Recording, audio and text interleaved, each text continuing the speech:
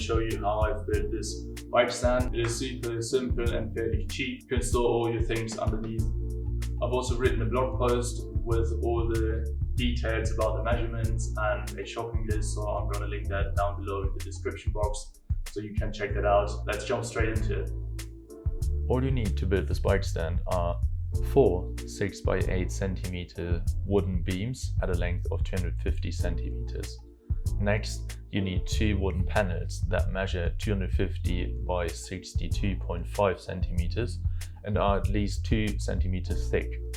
You also need at least 50 screws. I got these 100mm long ones from Specs and I went through all of them for this project. To make your life easy, I would highly recommend an electric drill. I wanted to make my bike stand movable, so I got these flexible double rolls that can carry up to 80 kilograms each. Make sure that you get some that come with a brake and a mounting plate rather than a thread on the top. I also got some cheap wood paint, but this is up to you if you want to paint yours as well. I went with a simple semi-gloss black. This is a 750ml bucket, which was just enough. If you also want to paint your bike stand, you should get a simple paint roller, a tray and some foil to protect the floor. Some other tools you will need are a folding ruler or measure tape, a pen, a metal angle to mark 90 degrees and one for 45 degrees, and a saw, and if you have a wood file. Here's what needs to be cut, just to give you an idea of what it looks like after sawing. 2 of the long beams are only cut at 45 degrees on each end. Then the 4 legs at 44 centimeters each, and for the rest of the frame, 2 pieces at 62.5 centimeters with 45 degree ends and a 50.5 centimeter piece. Right, let's start measuring the frame parts. 2 pieces at 62.5 centimeters and 1 at 50.5. I used the 90 degrees metal angle to get a straight line and transfer the measurement to one of the other sides as a guide for sawing straight. Have you measured the first pieces? Great, now you can start cutting them. If you use 2 of the beams to elevate the one you're cutting, it makes it a lot easier. Cutting all pieces by hand might be a bit challenging. If you have an electric saw, that would make this process a lot easier and faster. Now you should have the first 3 pieces for the frame. Use the 45 degree angle to mark the 2 longer ones and the 2 250 centimeter long beams, like so. I don't really know how to describe it, but make sure that the lines look like this in the end. Now cut all of the 8 corners. Well done, looks great. On to the legs.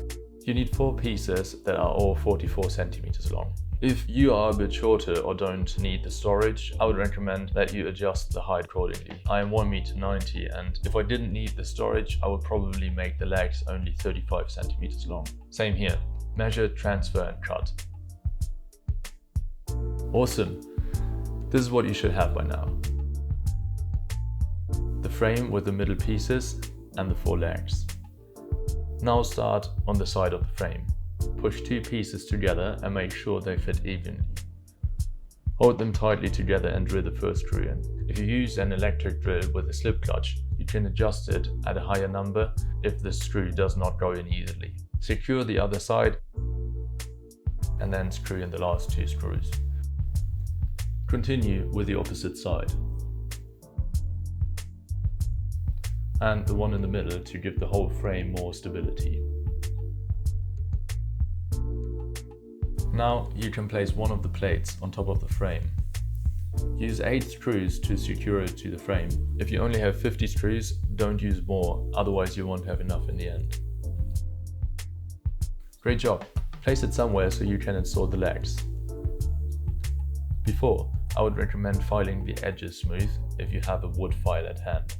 Place the first leg inside one of the top corners to secure it with a screw. The leg might need some pressure from the other side. Continue with 2 screws from the top. If you don't trust your visual judgment, you can take a file or one of the screws to kind of measure where the last one needs to go. Follow the same procedure on the other side. Now flip the whole thing over and install the last 2 feet. You can now install the bottom plate. I've used one of the leftover beams to kind of measure the fit. Just push it to the side of the frame and adjust the plate. Once the plate is in place, you can install the rolls. To know exactly where to place them, you can transfer the outsides of the leg to the side of the plate by using anything straight. Next, you measure the distance from each edge of the leg to the corresponding mark on the side of the plate, and then mark that distance on the top of the plate. This method gives you two sides of the leg, which you can align the base plate of the roll to.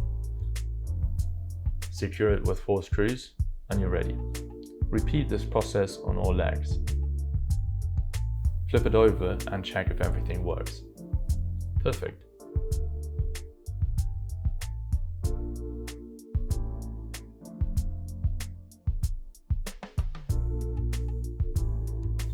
Perfect, you've just built your own bike stand. The rest is only cosmetic. One thing I would highly recommend you though is getting one of these motorcycle wheel chocks. It will secure your bike properly and distribute the weight more evenly compared to having it on the main stand. You should also get a ramp for loading your bike onto the stand. I'll link both in the description below. Now that the most important part is complete, onto the painting. Protect the floor, open the bucket and steer well. To make your life easy on these big areas, you simply pour some of the paint on the plate. For the sides, you can use the tray. I guess you know the drill, so I will save you some time and fast forward through this.